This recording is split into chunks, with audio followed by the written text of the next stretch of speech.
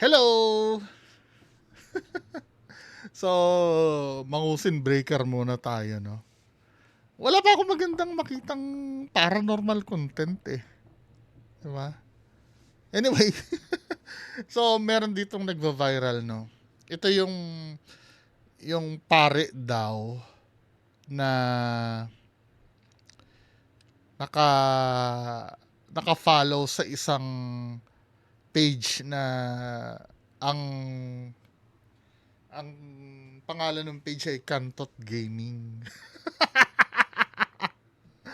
'Di ba? So parang ano no, bold page daw 'yon. Anyway, so si Sasrugando Sasot yung yung nagtanong, "Hi guys, honest question, why would a priest follow a FB page called Kantot Gaming?" Oo nga naman ano pare. So chinek niya 'yon.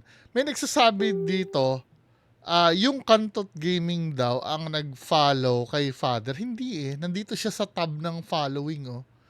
Following. Dito sana sa followers nakalagay, no? Pero dito kasi following, ayan, no? Sabi dito sa, lumutang online ang isang viral screen recording na umano'y nagpapakita ng Facebook account na inuugnay kay Father Flavi, kung saan makikitang nakalike at nakafollow ito sa isang Facebook page na may malinaw na sexual o bold content. Ayon sa mga post na kumakalat sa social media, ang naturang page ay may temang kantot game. Sa kasulukuyan, hindi pa independenteng nabeberipika ang pinagmulan at authenticity ng screen recording. At wala pang opisyal na pahayag mula sa panig ni Father Flavi hinggil sa issue. So nakita doon na fina-follow niya. So may si Sir Nico David may dito, may palusot, no? Yung mga reasons daw kung bakit may patama na naman sa mga DDS to eh. Oh. Sabi gano'n ni Sir Nico David, yung mga reasons kung bakit nakapalaw daw yung pare. Number 1 daw, misclick. Pwedeng isang pindot lang, mahigit 300 ang finalo niya. Isa lang ang bold. Number 2, possible setup. Pwedeng napalitan ng content ng page pagkatapos ma-follow. Alam naman natin na nangyayari yan online. O, totoo tong 2. Totoo tong number 2. Kasi nangyari na ito sa sa may page dati na puro mga viral videos ang pinopost niya. Tapos biglang naging Bato supporters. Yung si Bato de la Rosa, naging Bato supporters ang page. 'Di ba? So, number 3 naman, lalaki pa rin siya. Ito naman ang ito naman ang unacceptable na palusot. Tatlong lalaki pa rin Number 3, lalaki pa rin siya. Pare man o hindi, tao pa rin. Babae ang tiningnan, hindi lalaki. Hindi rin illegal content. Diba? Pero kahit na, hindi naman kailangan maging illegal ang isang content para sabihin mong ito ay masama eh. Diba? Magkaiba yung masama sa illegal.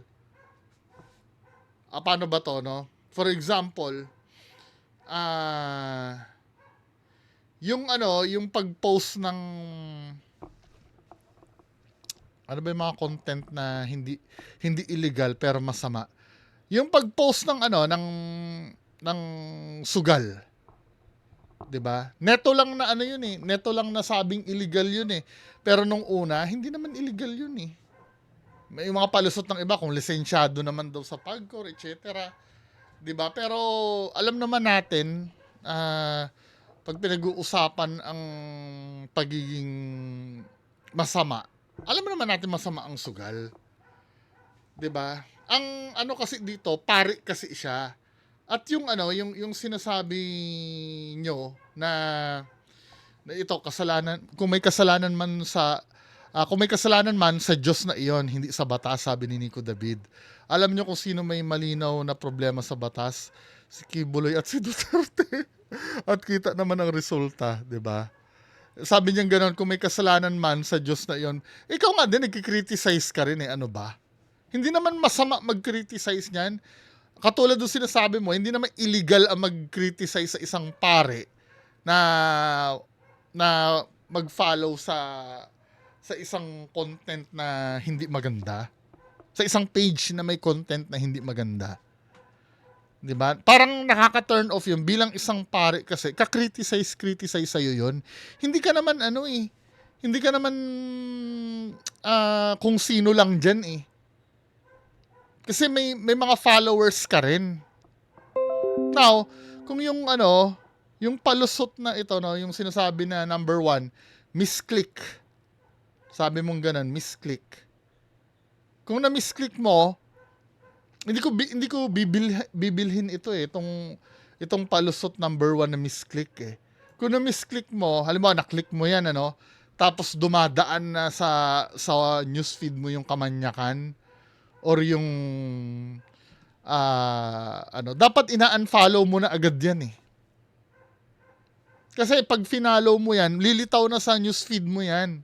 At pag nakita mo sa newsfeed mo yan, automatic unfollow na agad yan kung ikaw talaga ay naniniwala sa pangangaral mong kabutihan. 'Di ba? Kasi once na nagganyan ka, dinidefeat mo yung purpose mo bilang pare. 'Di ba? Dapat modelo ka eh. Modelo ka ng mga tupa mo eh. Tapos katulad dito, number 2, possible setup, pwedeng napalitan ang content. Ganun pa rin eh. Kung napalitan yung content, dadaan pa rin sa newsfeed mo yun. I-unfollow mo pa rin yun. Kung hindi maganda yung nakikita mo. Hindi ka na dadating sa point na makikita pa rin na naka-follow ka. Mas lalong hindi na makatanggap-tanggap itong lalaki pa rin siya. 'Di ba? Kung lalaki ka pa rin, proud ka na sa publiko na naka-follow ka doon sa ganung page. Kasi nakikita yan dito eh. Nakikita yan doon sa following. Well, ganun talaga eh, no? Ganun talaga. Siya eh.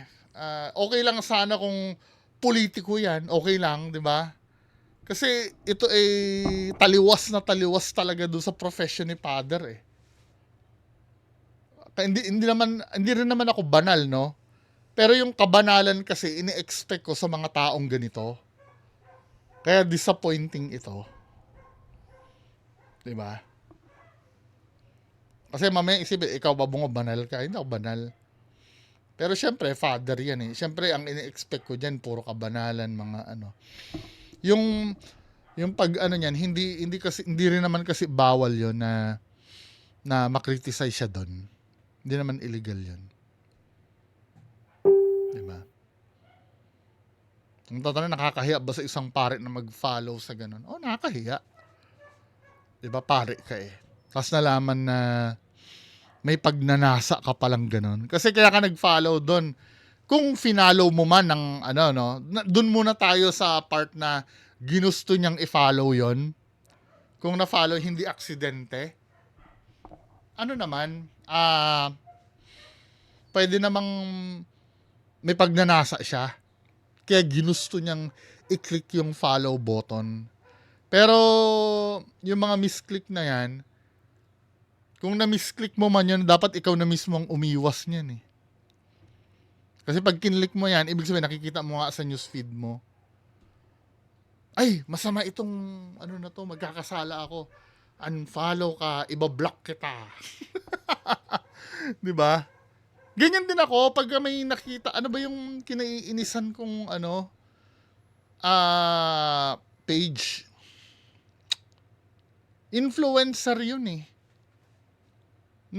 Si yung na-content ni Makagago, yung taga Davao ba yun? Yung malaki ang mata, yung nakasalamin.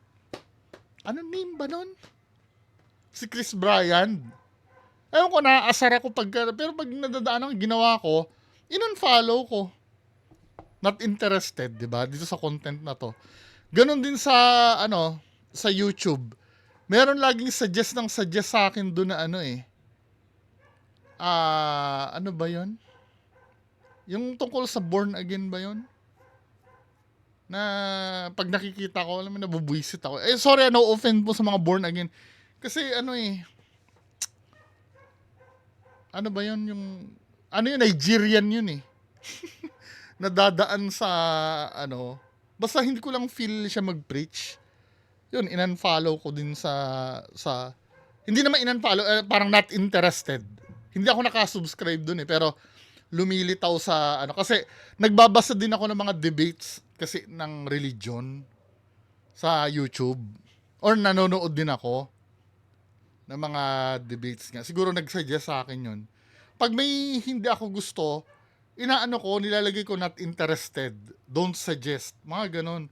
Kasi responsibilidad mo yun eh, para hindi ka mahawa dun sa isang bagay na dapat ay hindi mo ginagawa. 'Di ba? Hindi depensa itong lalaki pa rin siya. Kung yan ang depensa mo, kasalanan yun bilang pare. 'Di ba? Anyway, mga kababayan ko, yan lang po muna ang pag-uusapan natin. Magandang hapon sa inyo lahat. Bye-bye.